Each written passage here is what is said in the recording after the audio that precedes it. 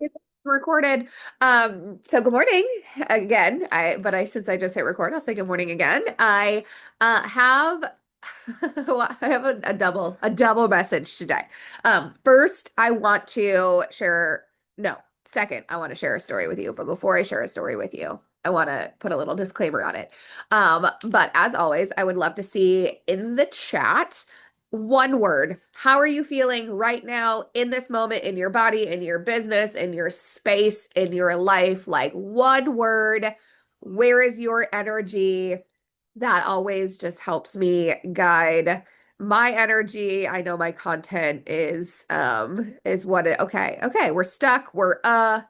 Yep, this is on track. Yesterday, I talked to like two or three people. Was it yesterday or the day before? And literally every single person I talked to was like, I am so tired and I have no idea why. Like, I am beyond the type of exhaustion that is justifiable. Um, Tired, distracted. Yeah. It's gloomy here. My daughter's been sick this week. I woke up yesterday not feeling well. This eclipse on Tuesday, full moon. There's an intense energy going around, y'all. I was also looking at some like base shop boards and stuff for this week. This week was like a light week for a lot of people. I don't know. Yeah, there's a few things in retrograde. I think Mercury is in retrograde, and then there's something going on with Aries and Neptune and Uranus and Venus. Like there's a lot happening. Like I won't even pretend to be able to speak to all of it. I know parts of it that are impacting me and my chart, but yeah, gloomy, rainy all week. There was a tornado here in Michigan yesterday. Didn't even know. Somebody texted me, was like, "Are you good?" And I'm like, "Yes, I'm good." It was actually on the other side of the state. But like ridiculous storm last night, which kept me up. I didn't sleep well last night, so sounds like we're all kind of like um in a similar space. So I will honor that for sure as we talk about it. And maybe this will be a good message for some of you. Good morning, Karen. Hello. We've got a Good newbie in the morning. house. Hello, hello. Um, so like I said, I have a story I want to share with you guys, but first, hopefully my lighting, it's like so dark here. Normally I don't turn any lights on. Hopefully my lighting is okay and you guys can see my face. So I want to first share a note about consistency because consistency is something that we hear about all the time. The importance of being consistent. Consistency, I heard it the other day that the only thing that matters in your success is consistency. I have I have an issue with this. Not because I disagree. I think that consistency is incredibly important. But I think what we get to look at and what we get to look at under the microscope is how we're thinking about and talking about consistency. So, how I think about consistency is like at what scale are we wanting or needing to be consistent? So is it hour by hour? You need every hour to be consistent and look the same? Is it every day? You want consistency, so you want every day to be doing the same things. Is it weekly, monthly, quarterly, yearly? Because depending on how zoomed in or zoomed out we are, we may or may not look consistent. And so some of you know that I have been adopting a whole new flow to my work, my work and my productivity, very much so informed by my cycle. So not just my cycle, natural cycles, but also in human design, I'm a manifester, and so I work in really strong what cycles. So I have a manifester in alignment spends 80% of her time resting and 20% of her time in a creative or productive zone. So compare that to somebody like a generator who's kind of on all the time and has constant and consistent access to their life force energy. Consistency is going to look different for those two different people. So for me, week to week, not consistent. Month to month, pretty consistent. But I have weeks in my life where I don't I'm not productive. I don't do things, and that is intentional. But it's because I need that downtime and that rest so that the weeks that I'm on, I can pull a 10, 15, $20,000 week. And so I really want you to think about consistency in terms of like it looks different for everybody. Also, men and women. I don't think we have. Do we have any men checked in? Yeah, Fernando is here on phone. I don't know if he's not on camera. Okay, men work on a 24-hour cycle. Women work on a 24 to 32 day cycle. So consistency for a man is actually easy. It's more, I don't even want to say easy because that's not the right word. It's more in alignment for a man to have day-to-day consistency because their hormones are consistent from day to day at 8 a.m. The same thing is happening in their body every single day. Where us, what's happening in our body at 8 a.m. might be drastically different today than it is tomorrow because our hormones work. They totally operate differently. And so for men, consistency might look day to day. But for women, it's not going to look that way. It could look that way for you if that's what you want and that's what you're striving for. But I will tell you, the times in my life when I've tried to have day-to-day consistency, I've burned out so fast. I have worked in misalignment. I have ignored my body's cues to rest or to, that inspired action that Christy Dole talked about this week. Like you can't really listen for that or act on that if you are trying to operate as a man or operate as a generator if you're a manifestor, operate as a manifestor if you're a generator. If you don't know what I'm talking about, that's okay. But if you know your human design, you can drop it in the chat. I love to see who I'm talking to. I know some of yours, obviously, because we've talked about it before. But I really think that consistency needs to be spoken about in a way that creates space for everybody to figure out what their consistency looks like and feels like in their body. Okay, Kimberly, you were also a manifester. Okay. I don't know if I knew that. Maybe I did know that. Maura, I know you're a generator. I think we've got some Manny Gens in the house. I don't think we have any projectors that I know of. But yes, if you know your human design, drop that in the chat. Okay, so here's the story I want to share with you guys. And I shared this with a couple of my teammates. I don't think nope, none of them are here now.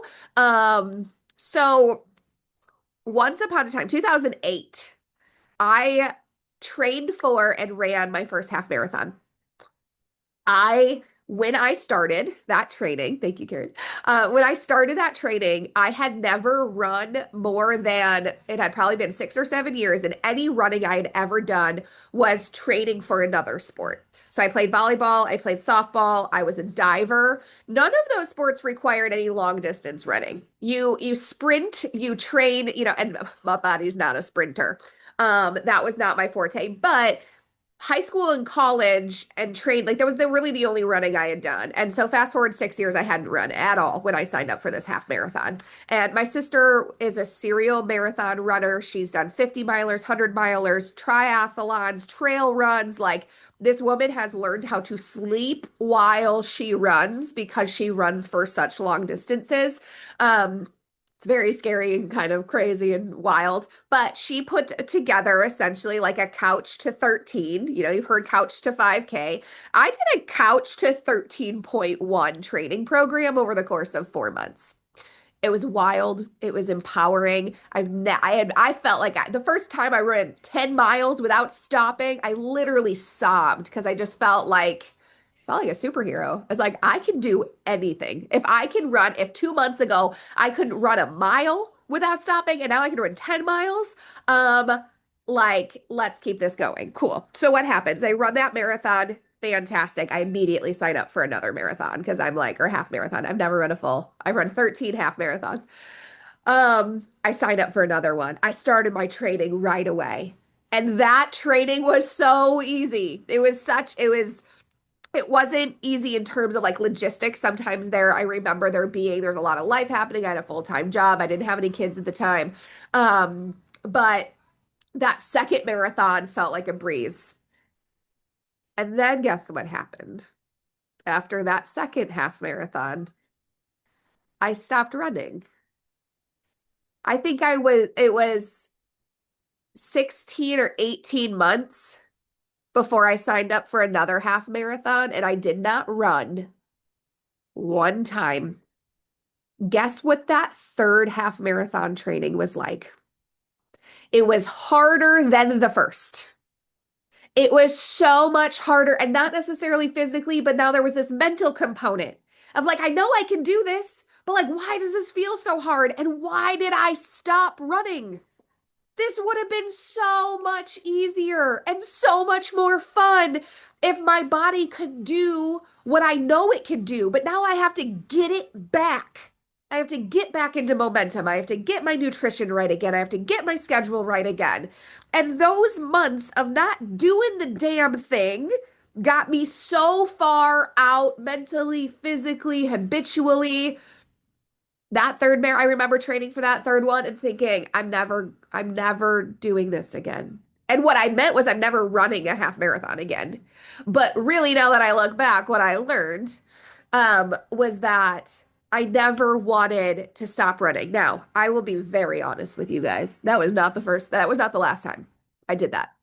I have run 13 half marathons. The last one was many, many years ago. I just signed up for my favorite half marathon to run, which is the Detroit International Half Marathon, where you run in Detroit and you run into Canada, you run over the bridge, you run along the river in Canada, and then you run under the tunnel back to Detroit. And it's my favorite marathon of all the marathons I've run, so I signed up for that. It's in October. I have run a handful of times in the past few years. So I am back at square one. I am back at, and I haven't run since I had a baby. For those of you who've had a baby, you know that your body changes. This is like a whole new body. This is like a whole new situation. Like, I feel like I've never done this before. And the reason I'm telling you guys this is because how often do we do this in our business? How often do we do this with our eating habits? How often do we do this with our exercise? How often do we do this with the things that we know are supporting us? There is something so very real about momentum, and the momentum doesn't have to be big and explosive. So when we talk about consistency, how much easier would training for this next marathon be if I ran a couple of times a week for the past few years? Right? Or even if I was walking a couple of times regularly and routinely throughout the past few years. And I have had multiple conversations this week, and there's a reason why I'm sharing this today, because I've had multiple conversations with people who, for whatever reason, have not been active in their business, right? Life happened. And what a blessing that we have a business where when life happens, we can change our priorities. Family can become more important um than in the moment, right? When my daughter was sick this week, you better believe that snuggling with her on the couch and making sure that she was good to go was more important to me than dialing. But it's harder to disappear and come back than it is to show up when it is inconvenient. So while I was on the couch with my daughter, I was still on accountability calls. I was still texting leads. I still was messaging my team, right? Because it's even though I didn't want to be doing that and it was slightly inconvenient, I know that it's way easier to keep my finger on the pulse than to disappear for even a week or two, let alone 6, 7, 8 months, 2 years. I've seen it in the chat on accountability, people who are like, oh, I re-up my licenses and I'm back in the game. It's been 2 years. And like you're starting from scratch.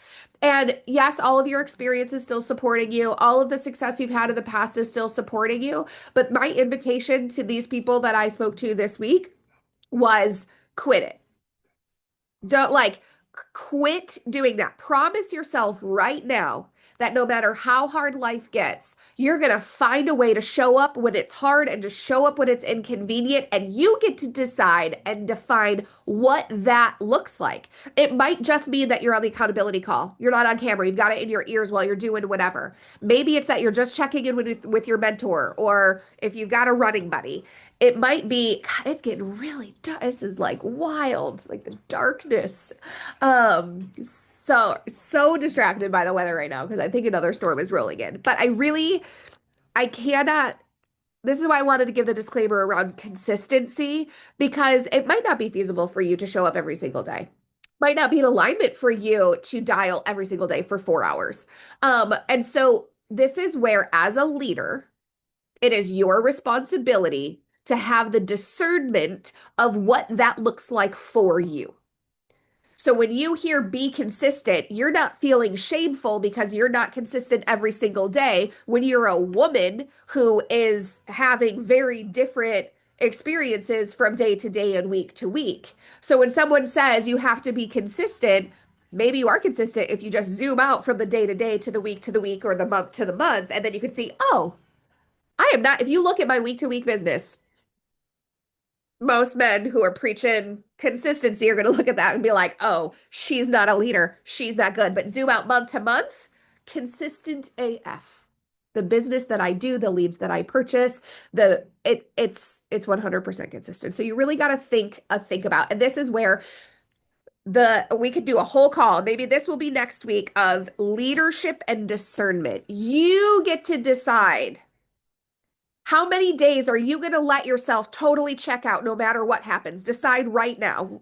Then maybe you are in life. Maybe life be lifing right now, and maybe it's not. But either way, decide right now. Is that 1 day? Is that 2 days? Is that 3 days? Is that a week? How long can you go before coming back doesn't feel like a bigger challenge than it would have been to show up for those 2, 3, 4, 5, 7, 20, 100 days? Decide that right now. Um, we are 3 minutes over. I really, I just want people to know that they're capable of so much more that they give themselves credit for. And when you step away from your business, when you step away from any habit, I was a health coach for 12 years. When you step away from any habit that is supporting your health, that is a belief issue. That is you saying, I can't do it. I can't make it. It's not worth it. It is you proving to yourself that your limiting beliefs are correct. And your only job, and we talk about this a lot on Saturday Accountability. So if you're new, welcome. Your job is to tell your brain, catch your brain, remind your brain that it's not in charge and that your limiting beliefs are not correct. They're a bunch of bullshit, and it's your job to remind your brain that you need it to keep you safe, yes, but you don't need it to hold you back or to keep you small. So, I did not look at any of the comments. So I will do that before I hop off. I've got maybe 10 minutes. I will stop the recording. And as long as baby girl is good, I've got probably about 10 minutes where I can hang on. If you guys have questions or want me to rant about anything else, I can do that. But if you got to go. It is 5 minutes after. So thank you guys for being here. Happy Saturday. Happy day one of week two. Hope to see you guys again here back next week.